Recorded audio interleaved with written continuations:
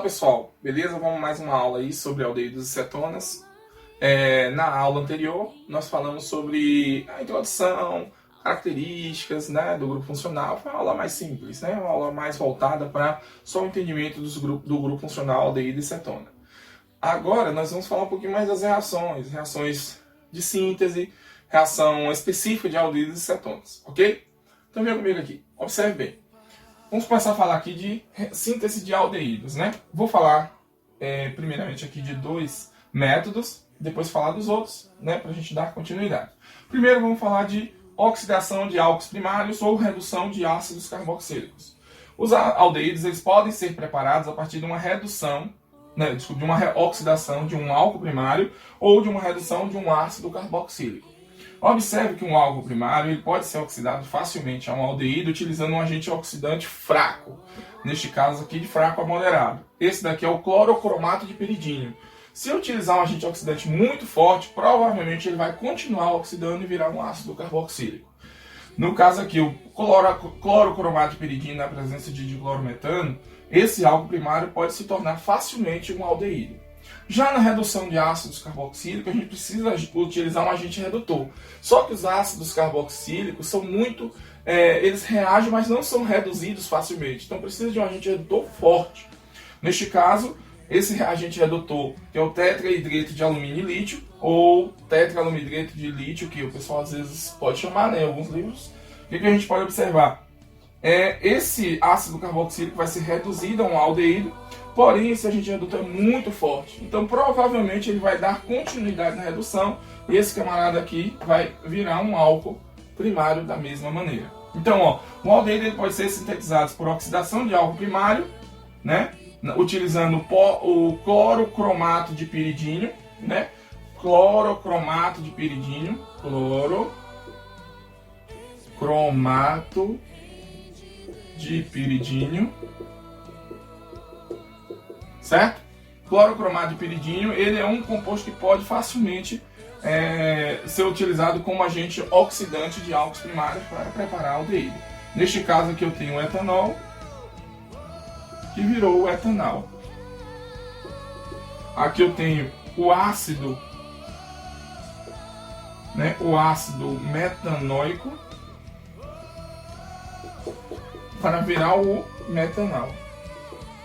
Lógico que aqui, como eu falei com vocês, ele vai facilmente continuar por causa da força do agente redutor. Beleza?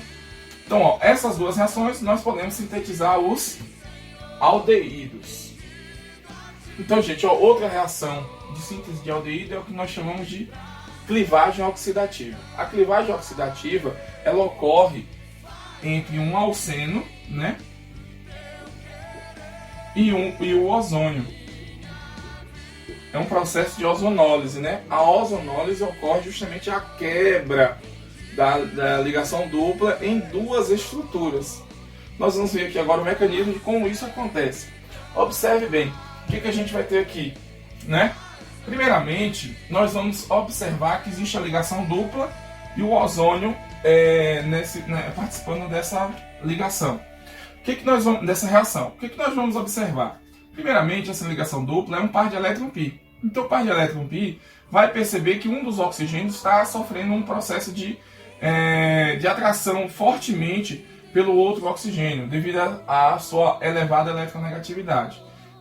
No ozônio, nós sabemos que pode ocorrer o processo que apesar nem é muito mais aplicado hoje, a chamada ligação dativa, mas nós podemos observar que o oxigênio vai compartilhar o elétron com esse outro oxigênio, consequentemente vai puxar com mais força. Então um dos oxigênios vai estar levemente positivo. Essa ligação dupla então ataca esse oxigênio. Ao atacar esse oxigênio, esse outro oxigênio da extremidade que está negativo vai atacar o carbono que está ficando deficiente em elétrons. Daí o que a gente vai observar? Vai observar a formação, né, de um ciclo, que é nada mais, nada menos do que essa estrutura.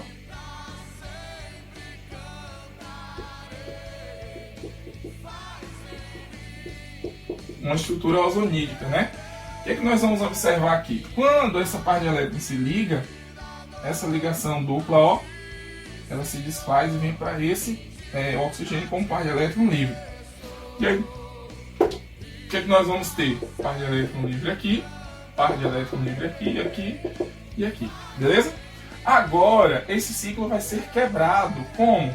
Essa ligação passa a ser uma ligação dupla, certo? Com o oxigênio. Essa ligação se quebra e vem para este carbono aqui. Ou esse oxigênio. Desculpe, esse oxigênio. Então aí o que é que nós vamos observar agora? A formação dessa estrutura, né? Ó, formou a ligação dupla. E vamos observar a formação dessa outra estrutura.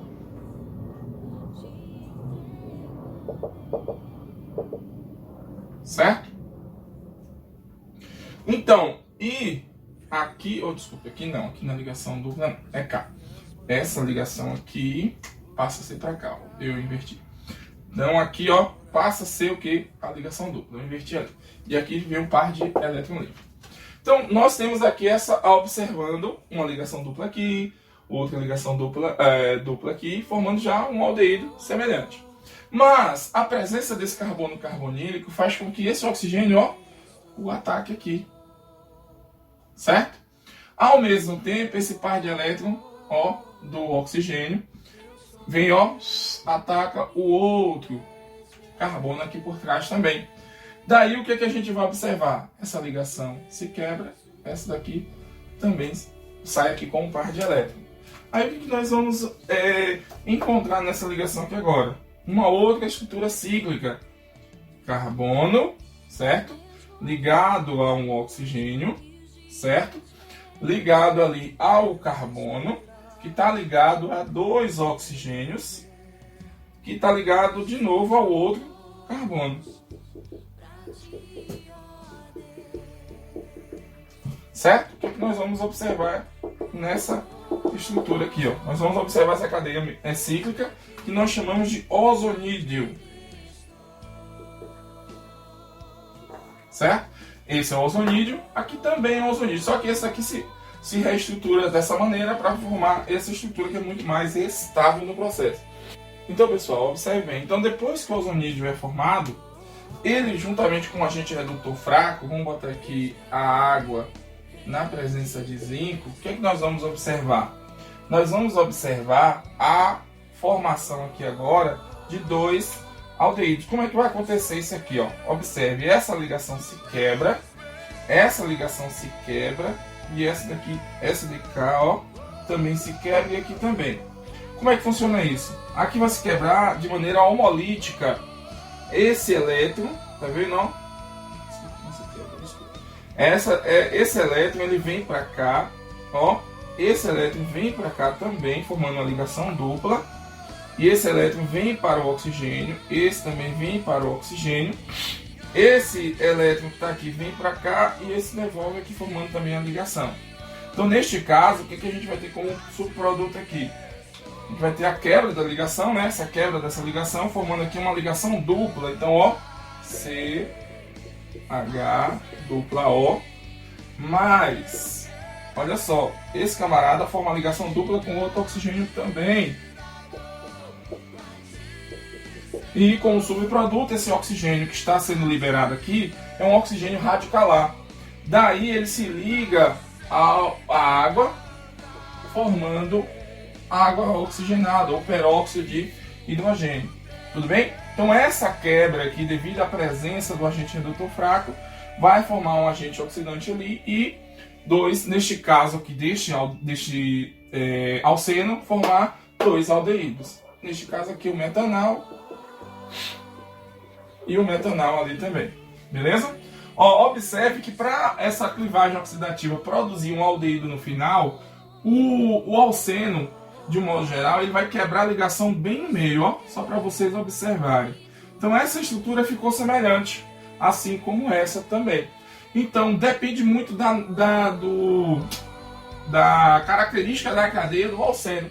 Se o alceno ele tiver um hidrogênio ligado aqui, vira aldeído. Se não tiver, vira cetona. Então essa clivagem oxidativa também serve para sintetizar cetona. Só vai depender do tipo de alceno trabalhado, mas o mecanismo é o mesmo.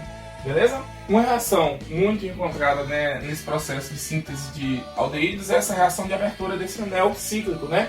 Um ciclo alceno ele pode ser facilmente aberto utilizando essa reação. Então, assim, se houver uma necessidade, não preciso abrir um anel cíclico de um alceno. O que eu faço? Uso a clivagem oxidativa. Que aí eu vou ter o que? A formação de um aldeído. Neste caso aqui eu formei uma cetona e um aldeído no processo. Ó. Observe que aqui tem o aldeído que ocorreu devido à quebra dessa ligação. Então aqui formou esse carbono e esse de cá veio ser a acetona. Observe que é assim que funciona. Novamente, primeiramente eu formo o ozonídeo com o ozônio. Depois eu uso um agente redutor fraco, como o DMS, ou o zinco na presença de água. DMS é de metilsulfóxido, né? Então, de metilsulfeto, ou então o zinco na presença de água, beleza? Outra reação que pode sintetizar aldeído também é a reação por hidroboração. Hidroboração de alcinos, né? Alcinos terminais, que é o caso aqui, ó. O que é que acontece? Um alcino, ele pode ser o quê? Com hidroboração em meio agente básico e agente oxidante, primeiramente com o borano na presença de THF, né? Nós sabemos que o borano com THF, se ele não for trabalhar com THF, ele pode se tornar explosivo. O borano ele vai o quê? Ser adicionado à ligação tripla. Com essa ligação tripla ele vai formar o alquil-borano, né? O alquil-borano. Depois ele é oxidado facilmente em meio básico, formando um enol, neste caso aqui. Aí o enol, por reação de tautomerização, pode sofrer o quê? Uma alteração na sua estrutura e virar um aldeído. No caso aqui, esse enol, né? Ele é um álcool enol terminal, a hidroxila está no carbono terminal. Então observe que a reação funciona de maneira bem simples. O alcino vai ser hidratado por hidroboração, depois vai formar um enol. Então aqui eu tenho um enol, certo? Esse enol, ele por tautomerização em meio básico, né, que é o que a gente está trabalhando aqui, ele pode sofrer uma alteração e virar o que? Um aldeído. Neste caso, o que acontece? Observe que eu tenho um enol, vou pegar esse exemplo desse enol, que aí você só alteraria o que? No lugar do R colocaria o metil, né, e o restante seria tudo igual, ok? Então aqui no caso aqui esse enol, como é que vai acontecer? Primeiramente o enol ele é desprotonado pela hidroxila. Ao ser desprotonado vai virar água, né? A partir desse processo nós vamos ter o que? A formação do íon, né? Enolato, ou seja, esse íon enolato aqui na verdade é um enol com carga negativa. E ele pelas estruturas de ressonância fica o que? Migrando o par de elétron π, virando ligação dupla e alternando constantemente. Então essas estruturas de ressonância permitem a estabilidade. Aqui, como a gente já substituiu, é o CH3. Então aqui é o CH3, né? Foi o que a gente usou como exemplo. Então observe bem, neste caso o íon enolato ele fica nessas estruturas de ressonância. A partir dessa informação, desse processo de ressonância e a água presente na reação, o que acontece? Ele vai ser protonado, esse par de elétrons, ó, retira aqui o hidrogênio da água novamente. Quando ele retira, o que acontece? Olha só, você devolve aqui e volta a ser hidroxila novamente. E ao mesmo tempo, o que nós vamos ter? Um aldeído. Certo? Então esse aldeído aqui, que é 1, 2, 3. No caso é o propanal. Beleza? Então, ó, uma outra forma de produzir aldeído é a partir de hidroboração de alcinos terminais. Ele vai ser hidratado por hidroboração, formando um enol. Esse enol, então, por tautomerização em meio básico, pode sofrer o quê? A conversão em um aldeído. Como ele é um álcool terminal, ele vira um aldeído. Isso formando o íon enolato. Então, o enolato facilmente é convertido em um aldeído. Beleza? Bem, pessoal, agora na síntese de cetonas, observe. A primeira reação de síntese de cetonas que a gente vai olhar é a reação de hidratação de alquínios em meio ácido. Observe que na hidratação de alquínios em meio ácido, ela sempre vai seguir a regra Markov-Nikov. Que a regra Markov-Nikov é que o hidrogênio vai ser acrescentado ao carbono mais hidrogenado, certo? Então, nessa reação em meio ácido, sempre nós vamos ter a formação de cetona, com algumas exceções. Como assim? Se for o alcino mais simples, que é o alcino o etino. Pronto, aí é o único caso que vira aldeído. Nos demais, sempre vai virar cetona devido à regra Markov-Nikov. Nessa reação, como é feita em meio ácido, né, o processo todo, nós vamos observar que é uma reação que forma carbocátion, tem toda aquela questão, esse carbocátion mais estável, sempre o secundário e tal, né? Mas aqui eu não vou mostrar 100% do mecanismo, porque não é interessante para a reação de aldeído e cetona. Só vou mostrar de modo geral o que acontece, beleza? Então olha só, então o que nós temos? Um alcino terminal, né? Aqui, que é o caso desse alcino, um alcino de modo geral. Esse alcino, o que acontece? Em meio ácido vai ser protonado. Ao ser protonado, esse hidrogênio vai vir para o carbono mais hidrogenado, devido à regra Markov-Nikov, e consequentemente, depois a hidroxila vem e ataca o carbono que ficou positivo. Nesse processo, nós vamos formar aqui um enol, certo? Novamente enol. Lembra do enol? Lá no aldeído serve a mesma característica. O enol, ele pode sofrer tautomerização para virar aldeído ou cetona. No caso do aldeído, foi meio básico. Já na acetona, a gente vai fazer isso mais em meio ácido. O que nós podemos observar? Esse enol que foi produzido ali, ó, o que acontece? Em meio ácido, ele pode sofrer protonação. Ó, o que acontece? Aqui, a ligação dupla sofre a protonação no meio ácido. Ao mesmo tempo, esse par de elétron cai, formando a ligação dupla. E aí a gente vai ter a formação dessa estrutura aqui, certo? Aí, como se fosse uma cetona protonada. A água vem, captura o hidrogênio e devolve o par de elétron para o oxigênio. Aí aqui a gente forma a cetona, né? Neste caso aqui a acetona, que é a nossa estrutura que a gente está trabalhando. E reconstitui o hidrônio, que é o nosso catalisador nesse processo de tautomerização. Então o enol pode ser, por tautomerização, pode se converter em um aldeído ou uma cetona. No caso deste enol, que a hidroxila está no meio da cadeia, vira uma cetona. No caso dos aldeídos lá, nós vimos que virou um aldeído porque a hidroxila estava no terminal, ou seja, no carbono da extremidade. Por isso que por hidroboração a hidroxila vai para o carbono da extremidade e aqui por hidratação em meio ácido a hidroxila vem para o meio da cadeia, ou seja, não na extremidade. Beleza? Então aqui em resumo, gente, temos todas as reações que permitem a produção de aldeídos e cetonas. Beleza? Ó, vamos lá. Produzir aldeído e cetona. Primeiro, produzir aldeído. Podemos produzir aldeído pela reação de oxidação de um álcool primário utilizando clorocromato de piridino na presença de clorometano. Vamos formar o aldeído. Pela ozonólise ou seja, clivagem oxidativa de um alceno. Né? Esse alceno tem que ter o quê? Ligado o hidrogênio à sua estrutura. Vamos formar o aldeído também. Ou então, pela hidratação por hidroboração de alquinos, certo? Terminais. E depois a tautomerização desse enol produzido. Então aqui nós vamos ter o quê? A produção de um aldeído. Observe que é de suma importância que tem que ser um alquino terminal, beleza? Já na cetona, como nós vimos que o aldeído pode ser produzido a partir de um álcool primário, então a cetona pode ser produzida por oxidação de um álcool secundário, né? Eu não mostrei lá a reação porque é semelhante à clivagem oxidativa. Então, o que participa no aldeído também ocorre na cetona. Então, ó, com um agente oxidante forte em meio ácido, como o caso de dicromato de potássio, nós podemos formar uma cetona. Agora, isso tem que ser com agente oxidante forte, porque o álcool secundário ele é pouco reativo, né, comparado com o álcool primário, em relação à oxidação. Já na clivagem oxidativa, o aldeído não é formado se caso os ligantes no alceno forem o que? Todos carbonos. Então não vamos ter o que? A formação de aldeído. Então vai ter que ser o que? Formar sempre cetona. Mas ocorre da mesma maneira. Observe que quebra a ligação em duas e forma duas cetonas.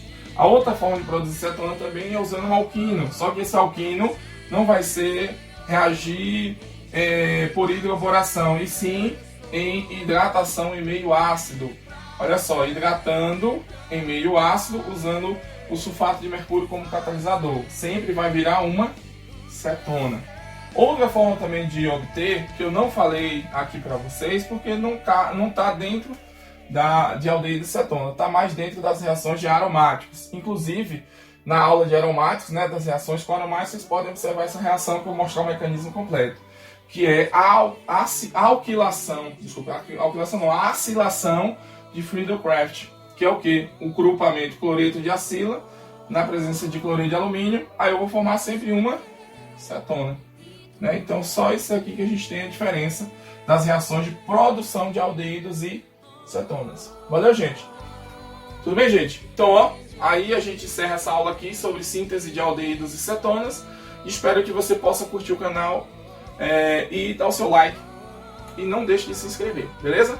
Então vamos estar sempre trazendo aulas assim mais avançadas de química orgânica para vocês tentarem aplicar isso em laboratório ou então se tornar um profissional com maior conhecimento, beleza? Estamos aqui para isso. Mande suas dúvidas, se tiver, estamos aí no canal. Valeu, gente!